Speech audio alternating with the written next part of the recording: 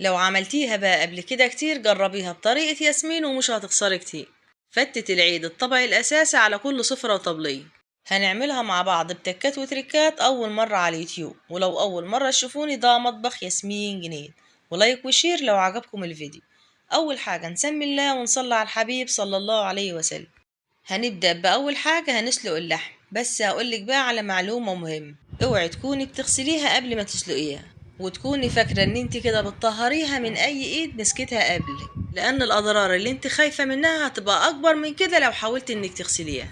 فحلة على النار فيها مية بتغلي، ولازم المية تكون بتغلي علشان اللحمة تتغلف كده في قلب المية المغلية ومفيش اي نسبة سوائل تنزل منها، وتفضل محتفظة بقيمتها الغذائية في قلبها. والكلام ده بقى لحبايبنا الصغيرين اللي لسه مبتدئين، ربنا بقى يحفظ امهاتنا ويبارك فيهم جميعا يا رب. طبعا عارفين اللي انا بقوله ده كويس.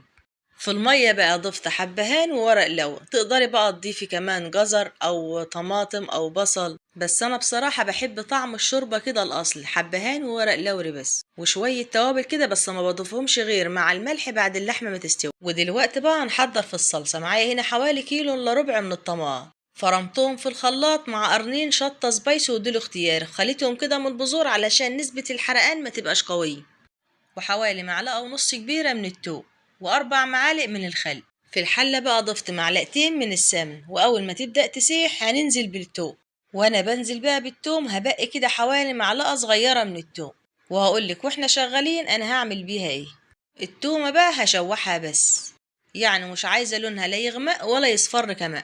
وعلشان النكهة والطعم تبقى قوية أكتر هشوح بقى معاها التواب، عبارة عن معلقة مليانة من الفلفل والكمون والكزبرة، عليها بابريكا وتوم وبصل باودر، بيدوا طعم رائع جدا مع الكمون، بس يعني بنسب قليلة شوية.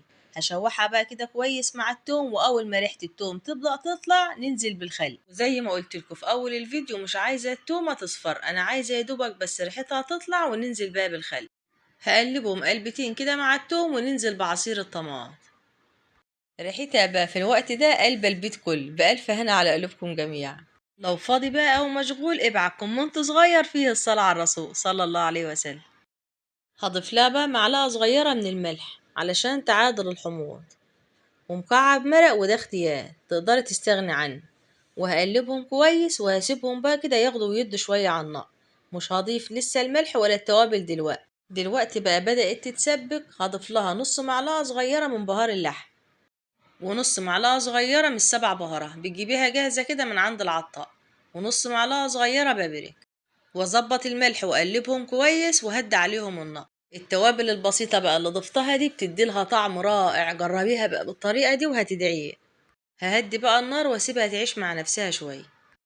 في الوقت ده بقى كانت اللحمة بدأت تستوي. ضفت لها بقى معلقة صغيرة من البهار المشكل فلفل وكمون وكزبرة، وهديت عليها النار. وأول ما استوت خرجتها بقى كده في طبق، ونزلت بيها بقى في قلب الصلصة. هتطرى بقى أكتر كده وتتشرب من الصلصة وهتاخد من طعم الصلصة وهتبقى عسل، بخلاف بقى ما كنت هتحمريها في السمن. دي بقى إضافة جديدة لو ما بتعملهاش بالطريقة دي. هسيبها بقى تتسبك كده وتاخد من طعم الصلصة حوالي كده 10 دقايق. بعد كده بقى هخرجها في الصينية. في الوقت ده بقى كانت نسبة الشوربة طبعا اللي في الحلة بدأت تقل. هضيف لها بقى كوباية كده كبيرة مليانة علشان تكمل معانا باقي الخطوات. هخرج بقى كده اللحمة وارصها كده في الصينية وادخلها بقى الفرن. بس قبل ما ادخلها الفرن هقول لكم بقى هنعمل ايه. هرفعها كده على نار هادية على عين البوتاجاز، وهرشلها كده رشة خفيفة من بهار المشكل فلفل وكمون وكزبرة، وهديلها كده بقى حوالي معلقتين من السمن علشان تطعمها اكتر معاك. وممكن بقى ما تدخلهاش الفرن خالص وتسيحيلها كده معلقتين من السمنة وتشوحيهم فيها، وترشيلها بقى كده رشة من التوابل. وهتبقى عسل من ايدك يا ست الكل، وتعيشي وتعملي لهم كل حاجة حلوة من ايدك. سيبها بقى تنشف شوية على عين البوتاجاز حوالي كده دقيقتين، وبعدين بقى دخلها تحت الشواية. اثناء بقى ما انا بمنتج ولادي عمالين يسألوني انت عملت اللحمة دي ازاي. طعمها كان جميل جدا. وهي الشواية شغالة كده بقى على اللحمة نحضر بقى مع بعض في العيش علشان يتحمص كمان مع اللحم. هقطعه كده تقطيع صغير جدا. هقطعها الأول كده شرايح، بعدين أقصها كده لمربعات صغيرة. بس اخد بالي بقى وانا بقطعه، الطبقات اللي هي بتبقى على الجوانب اللي بتبقى طبقتين ابدا افتحها كده لجزئين علشان تبقى خفيفه كلها كده ومقرمشه، مفيهاش حته تخينه وحته رقيقه. بايديا كده بقى اوزعهم وافردهم كويس في الصينيه، واديلهم كده معلقتين او 3 من السمن، واقلبهم كويس وبعدين ادخلهم تحت الشوايه، ومن وقت للتاني اديلهم تقليب علشان ياخدوا لون دهبي فات. ولو لسه متابعين سمعونا الصلاة على الحبيب ودعوة حلوة من القلب في الأيام الحلوة دي إن ربنا يشفيني ويعافيني وأقدر أستمر. بعد ما أخدت اللون الذهبي الفاتح ده بقى معايا هنا معلقة التوم اللي كنا شايلينها من قبل كده، أضيف لها كده معلقة واحدة من السمن، وأوزعها كويس كده على خليط العيش المحمص، وهقلبهم كده كويس وهدخلها بقى تحت الشواية دقيقة واحدة بس لما ريحة التوم تبدأ تطلع. وبكده بقى العيش بتاعنا بقى جاهز. ما قدرتش بقى طبعا اضيف التوم في الاول علشان ما يحرقش معاه، واحمص في العيش براحتي من غير ما اخاف ان التوم يحرق. واللحمة التانية بقت جاهز، واخدة من طعم الصلصة بقى وطعمها زبدة بتدوب في البق دوباء. كده بقى ما فاضلش غير الرز. على فكرة بقى المقادير اللي انا عملتها معاكو دي مقادير قليلة جدا على قد طبق واحد بس من الفت. انت بقى في البيت تقدري تتحكمي في الكمية، تعملي كتير او قليل زي ما تحبي، تزودي او تقللي. في الحلة بقى وضفت معلقتين من السمن عليهم معلقتين من الزيت، وغسلت ربع كيلو رز بس.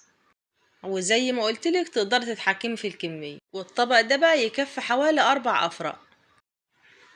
هشوح الرز بقى كويس كده مع السمن، ومش هضيف أي حاجة للرز وأنا بحمره، يعني لا هضيف لا حبهان ولا ورق لورا. كده كده بقى أنا ضايفة المكونات دي كلها في الشرب كده زي ما بحمر الرز العادي بتاعه، علشان يطلع مفلفل كده بقى وحلو. في الوقت ده بقى كانت الشوربة بدأت تغلي، ولازم تكون بتغلي علشان ده هيساعد معايا ان الرز يبقى مفلفل اكتر. هضيف لها بقى الشوربة وهدي عليها النار، ومش هبص عليها غير لما احس ان الشوربة بدأت تنشف. ولو لقيت الشوربة بدأت تنشف والرز لسه ني، هديله حبة كمان من الشوربة وهدي عليه النار لما يستوي. واول ما يستوي بقى اطفي عليه شوية رز اللهم بارك كهرمان.